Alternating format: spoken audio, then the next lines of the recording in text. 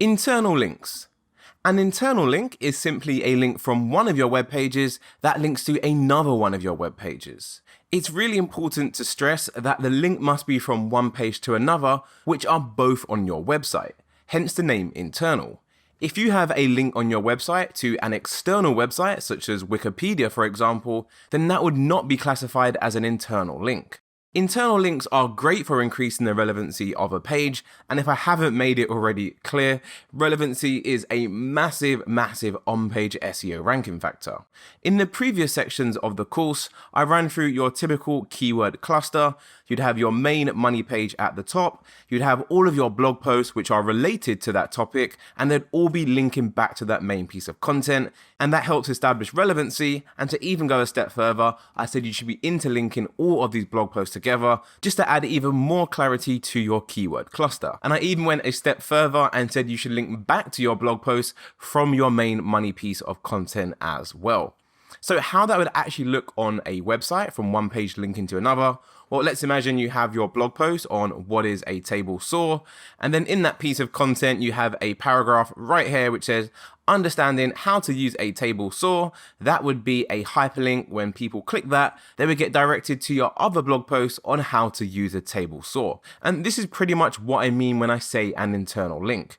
Now, of course, you don't always want to use the same text. For example, if you have 5 different blog posts linking to your how to use a table saw post, you don't want to be linking to this page saying exactly the same thing, how to use a table saw, as that is very unnatural, it's a little bit spammy, and you can definitely have a negative impact on this page if it has lots of receiving links all saying the same thing. Remember, when it comes to SEO, you want to try and look as natural and organic as possible. I'm actually going to be going through the best practices on what text you should be using to link these 2 pages together, but I'm going to cover that in the next section of the course, in the link building section. As the same advice I give for link building also applies to internal links as well. But pretty much for now, you just need to know that things need to look natural, and you don't want to look like you are spamming the page by saying the same thing every time you link to it.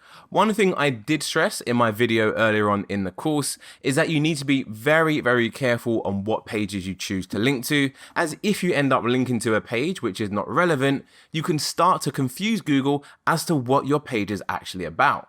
So let me go back to that keyword cluster example and I'll show you exactly what I mean. So here we have our money page at the top, best table saw, but instead of having 4 blog posts which are related to table saws, we have blog posts from a different cluster.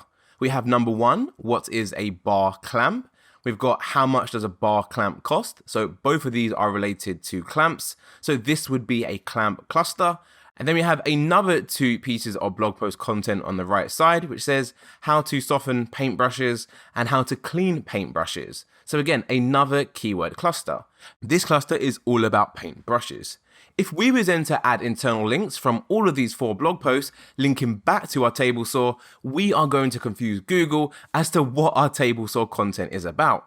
Is it about clamps? Is it about paintbrushes? Or is it about table saws? We have different keyword clusters linking back to it, so it's just going to cause a lot of confusion. Now, this is why it's really important that you are super careful on what you link to. And the reason why is because if you confuse Google, that is going to lead to low rankings. And what does low rankings lead to? Well, that equals low visibility in Google.